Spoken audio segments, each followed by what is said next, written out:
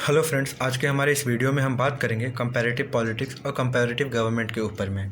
Basically हमारा जो इसमें पॉइंट ऑफ फोकस रहेगा वो कंपैरेटिव पॉलिटिक्स रहेगा। लास्ट में हम कंपैरेटिव पॉलिटिक्स और कंपैरेटिव गवर्नमेंट के बीच के डिफरेंसेस के बारे में भी बात करेंगे। तो हमारा सबसे पहला जो पॉइंट चाहिए होगा वो डेफिनेशन होगी कि कंपैरेटिव पॉलिटिक्स होता क्या है। कंपैरेटिव पॉलिटिक्स पे कई सारे राइटर्स ने अपनी अलग अलग डेफिनेशंस दी हैं। तो हमने कुछ सेलेक्टिव राइटर्स के बारे में लिया है, हमने 4 राइटर्स के बारे में लिया है और एंड में अपनी एक कंक्लूजन ड्रॉ की है हमने। तो पहले राइटर जिनके बारे में हम बताना चाहेंगे वो है एडवर्ड फ्रीमैन। उनका कहना था comparative politics is a comparative analysis of various forms of government and diverse political institutions.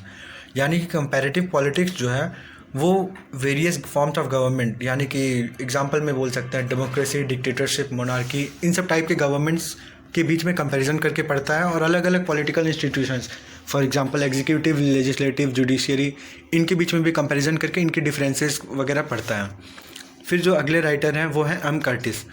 उनका कहना था comparative politics is concern with significant regularities, similarities and differences in the working of political institute and political behaviour. इनका कहना था कि comparative politics जो है वो अलग अलग पॉलिटिकल इंस्टीट्यूशंस और अलग अलग पॉलिटिकल बिहेवियर्स के बीच की रेगुलरिटीज, सिमिलैरिटीज़ और डिफरेंसेस के बारे में पढ़ता है। फिर जो थर्ड राइटर है वो है शिलकॉट।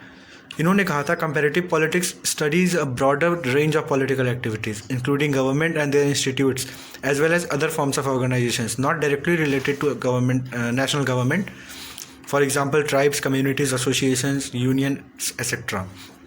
तो इन्होंने कहा था कि कंपैरेटिव पॉलिटिक्स जो है वो थोड़ी ब्रॉडर रेंज को लेकर चलता है, यानी कि पॉलिटिकल एक्टिविटीज़ जो कि डायरेक्टली गवर्नमेंट से नहीं भी जुड़ी हैं उनके भी बारे में पढ़ता है। जैसे कि ट्राइब्स हो गई, कम्युनिटीज़ हो गई, ये डायरेक्टली हमारी नेशनल गवर्नमेंट से नहीं जुड़ी हैं पर वो इनके बारे में भी स्टडी करता है। फिर जो लास्ट राइटर थे हमारे वो हैं वियाडा। इन्होंने कहा था the field of comparative politics involves the systematic and comparative study of Nations and the political systems.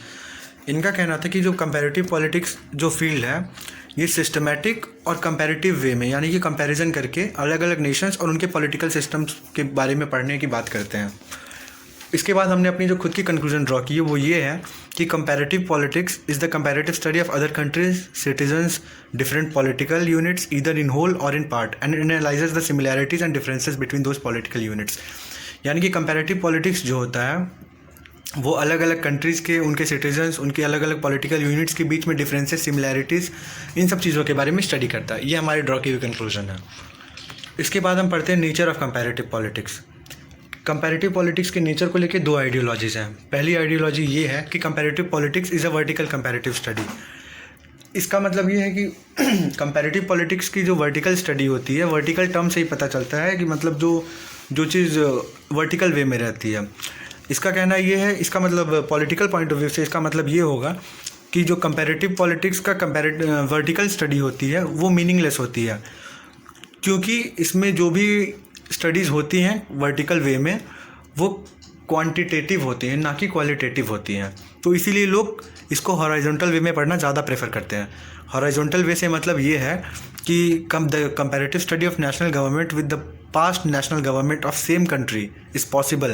The comparison of national government of various countries is meaningful. This is general tendency in regard to comparative politics modern times. मतलब इसमें अलग अलग national governments के बीच के comparison को पढ़ते हैं, तो ये ज़्यादा प्रेफर की जाती है। तो आज की वीडियो में इतना ही दोस्तों। ये वीडियो काफ़ी लंबा है, तो अगला पार्ट जो है वो हम जल्दी अपलोड करेंगे। मैं कल तक अपलोड कर दूँगा उसको।